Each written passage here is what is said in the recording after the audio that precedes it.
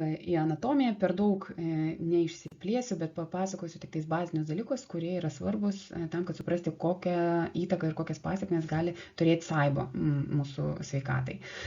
Plonoji žarna prasideda nuo skrandžio, yra labai ilga, jos ilgis yra apie 7 metrus ir baigėsi prie storojo žarnyno. Jos vidinė struktūra turi labai daug raukšlių ir gaurelių ir dėl to jos plotis yra apie 250 kvadratinių metrų, kas prilygsta teniso kortui. Ir jos pagrindinė funkcija yra galutinis maistinių medžiagų virškinimas ir absorbcija. Būtent dėl to plotis yra toksai didelis. Prie pat žarnyno sienelės vyksta paskutinis galutinis virškinimo etapas, vadinasi membraniniu virškinimu. Mūsų žarnynas pats išskiria tam tikrus fermentus ir jau tas makromolekulės suskaido iki monomerų ir tik tokiu pavidalu tos molekulės, maistinės medžiagos gali prasiskversti pro žarnyno sienelę. Jos paviršius, mūsų tos žarnos yra toks aksominis ir ten turi būti sterilu, niekas neturėtų trukdyti medžiagų pasisavinimui. Tai viena iš svarbiausių funkcijų, kaip sakiau, yra absorpcija ir labai dažnai, kai turite mineralų, įskaitant geležies deficitą, reikėtų pagalvoti, ar neturėčiau aš kokių disbakteriozių savo plonajam žarnyne, nes tokiu būdu pasisavinti medžiagos tinkamai negali. Bet mes kalbam čia ne tik apie mikroelementus, bet ir apie makroelementus, kai mes matom žemą baltymą arba blogą riebalų pasisavinimą, tai irgi kyla klausimas, ar nebūtų čia kokios pas mus problemos su plonojo žarnynu. Tai kasgi yra SIBO? SIBO yra patologinė būklė, pagrįsta padidėjusia plonosios žarnos kolonizacija bakterijomis ir pasireiškiančia viduriavimu arba vidurių užkietėjimu, pilvo pūtimais ir skausmais, bei svarbiausia maistinių medžiagų malabsorbcija. Kartais tų simptomų gali ir nebūti ir vienu turbūt svarbiausių simptomų būtų mikro ir makroelementų trūkumas. Dėl to, kad žarnyne išsivysto uždegimas, sutrinka membraninis virškinimas ir pasisavinimas yra nebepilnavertis. Gali kilti klausimas, tai kodėl bakterijos yra blogos? Mes kai geriame probiotikus ir vartojame fermentuotus produktus. Taip, bet bakterijos turėtų būti savo vietoje, tai yra storajame žarnyne, o plonajame žarnyne turėtų būti sterilu ir bakterijos neturėtų trukdyti absorbcijos procesams. Iš kur tos bakterijos atkeliauja? Gali atkeliauti iš viršaus, tai būtų mūsų burnos ir ryklės mikroflora, arba gali atkeliauti iš apačios, tai mūsų storosios žarnos mikroflora.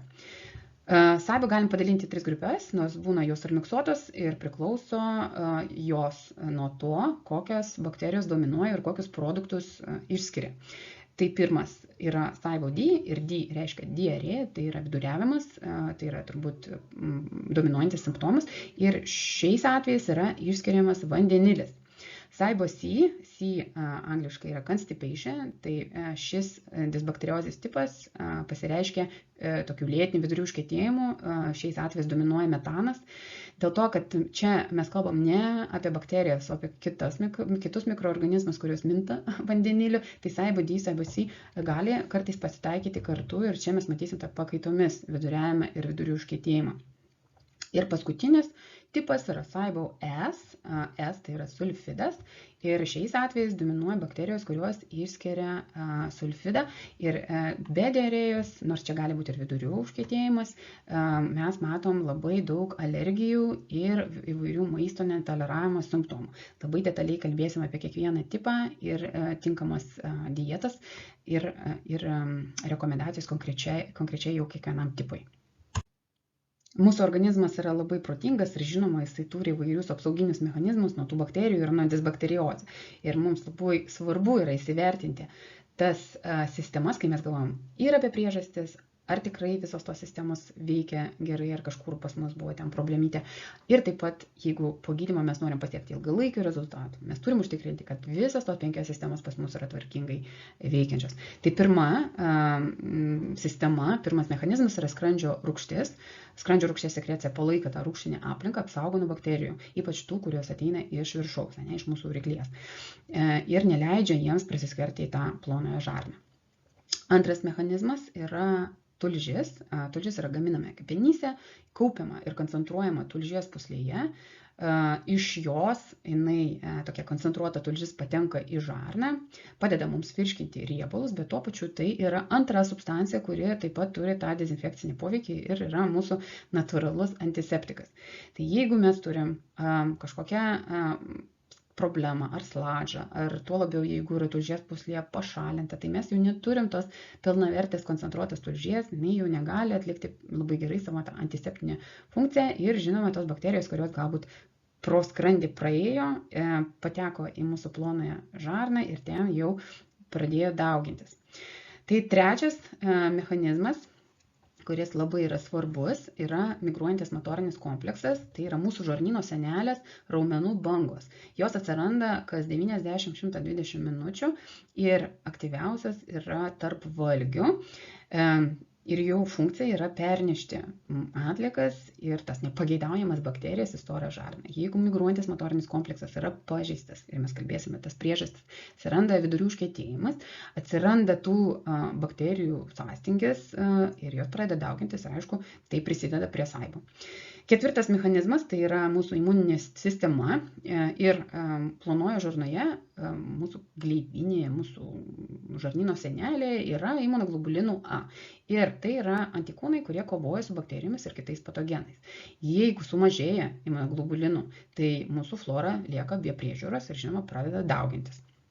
Ir penktas mechanizmas, čia yra jau toks mechaninis mechanizmas, tai yra ileotekalinis vožtuvas. Tai yra ypatingas vožtuvas, kuris atskiria plonąją žarną nuo storosios žarnos, yra vienpusis, kuris leidžia turiniui tekėti į storąją žarną, bet neleidžia turiniui patekti atgal į plonąją žarną. Bet yra tam tikrų vėlgi būklių, kur tas vožtuvas tą savo tonusą praranda ir tada tos bakterijos nebeturi kažkokio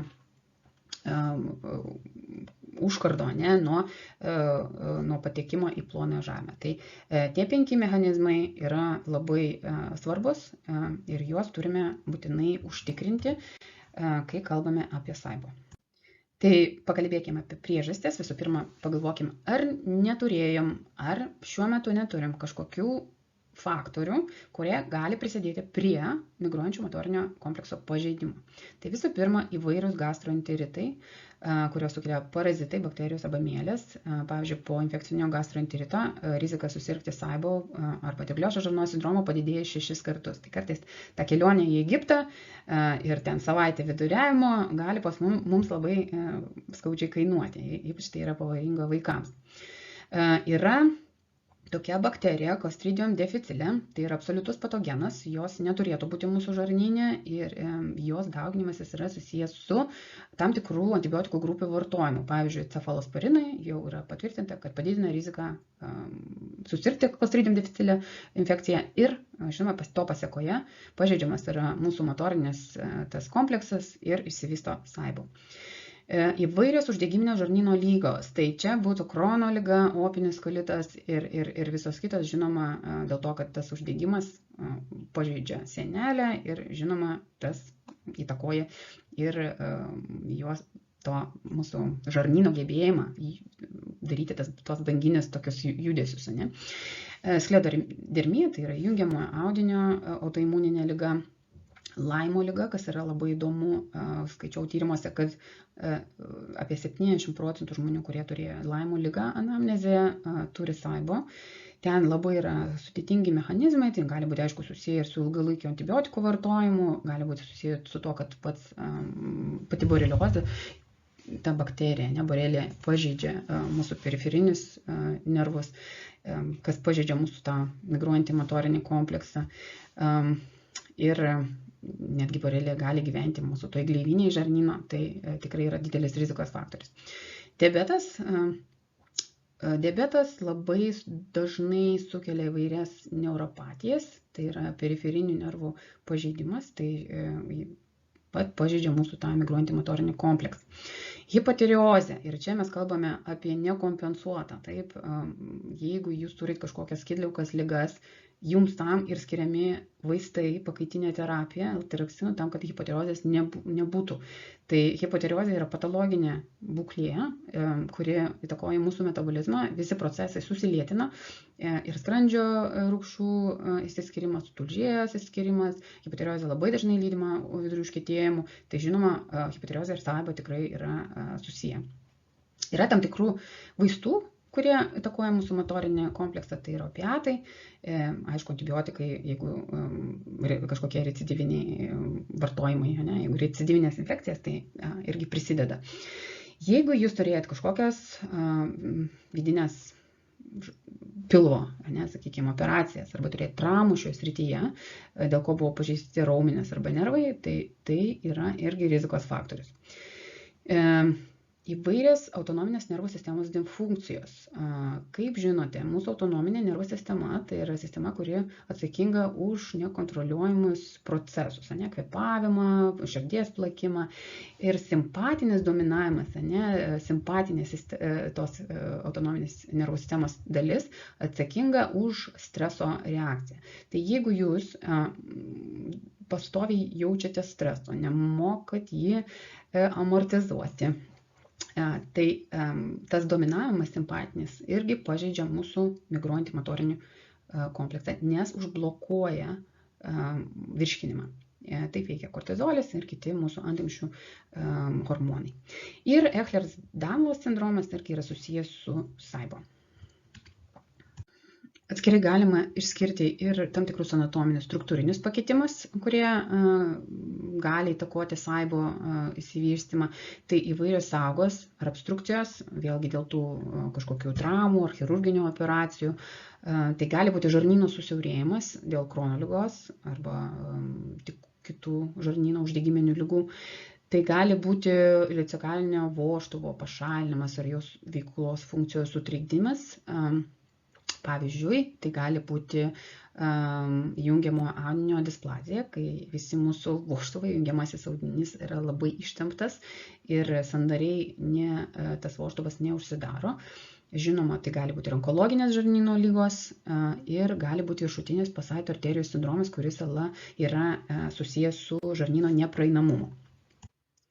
Dar viena grupė priežasčių tai yra fiziologiniai pakitimai, kurios yra susijusios su funkcijos sutrikimais. Pirmas yra sumažėjęs skrandžio rūgštingumas, pH didesnis negu 3,8, pH galim pamatuoti paros pH metrijos metu, yra toks tyrimas. Ir gali kilti klausimas, tai kodėl sumažėja skrandžio rūgštingumas?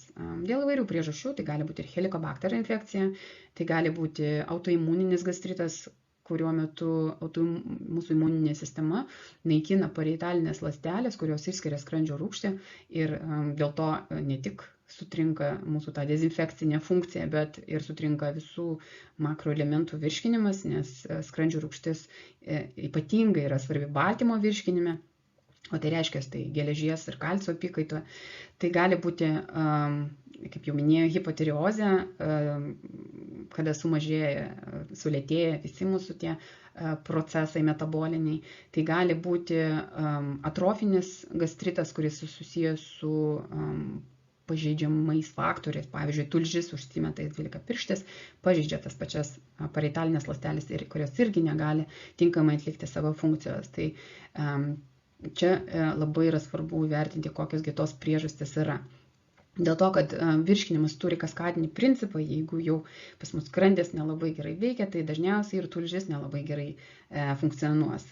Tai įvairūs tulžies nutekėjimo sutrikimai ir fermentų gamybos sutrikimai irgi yra susiję su SAIBO išsivystymu.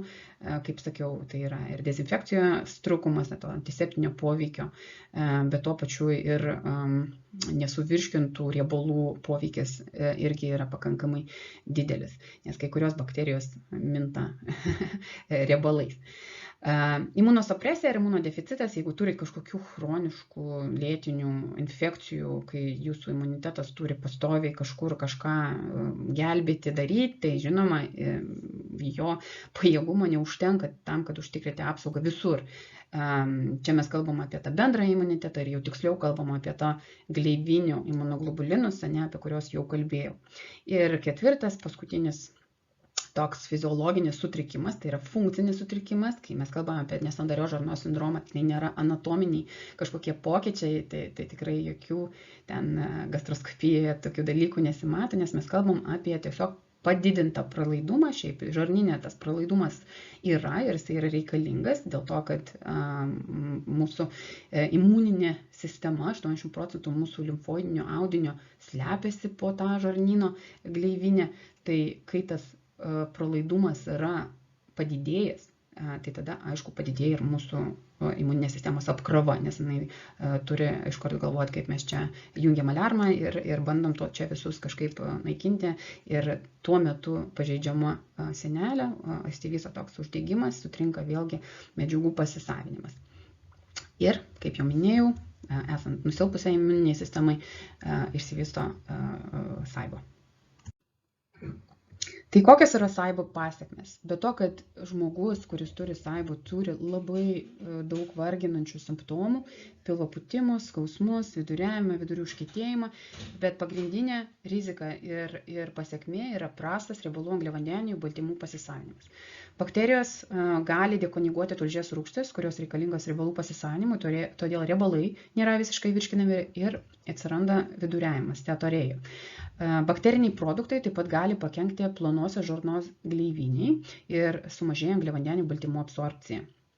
Kai yra daug neabsorbuotų riebalų, kalcis jungiasi su riebalais, o oksalatai patenka į šlapimo takus, todėl didėja inkstų akmenligės rizika. Dėl nepilno riebalų įsisavinimo jūsų organizmas negali pasisavinti riebaluose tirpių vitaminų, tai yra A, D, E ir K. Ir laikų bėgant žarnyno pažeidimas dėl nenormalaus bakterijų augimo blogina kalcio pasisavinimą, geležies pasisavinimą ir gali pasireikšti tokiais simptomais kaip anemija ir osteoporozė. Ir dar yra viena įdomi pasekmė, kuriai norėčiau skirti truputį daugiau netgi laiko, tai yra bakterinė translokacija. Bakterinė translokacija yra susijusi su padidinto žarnyno pralaidumu ir kaip matote šioje nuotraukoje iš kairės yra pavaizduotas sveikas žarnynas, sveikas barjeras. Tai yra kolonocitai, žarnyno ląstelės, kurios yra sujungtos tarpusavyje tokiais specialiais junginiais, vadinasi tie junctions, sandarios jungtis. Ir kai mes turim SAIBO per didelę tą bakterinę apkrovą, tos jungtis atsidaro ir sukuria per didelius, taip vadinamus, tarpus tarp tų kolonocitų ir padidėja rizika bakterijų translokacijai, tai yra tos gyvybingos bakterijos iš virškinamojo trakto per gleivinę patenka į kitas kūno dalis. Tai gali būti limfmazgiai, kepenys, blužnis, kraujotaka. Tai žinoma, ir su bakterijomis kartu prasiskverbia ir jų endotoksinai. Taigi, kiauras žarnynas ar moksliškai padidintas žarnyno pralaidumas yra pagrindinis rizikos faktorius šitai pasekmei formuotis.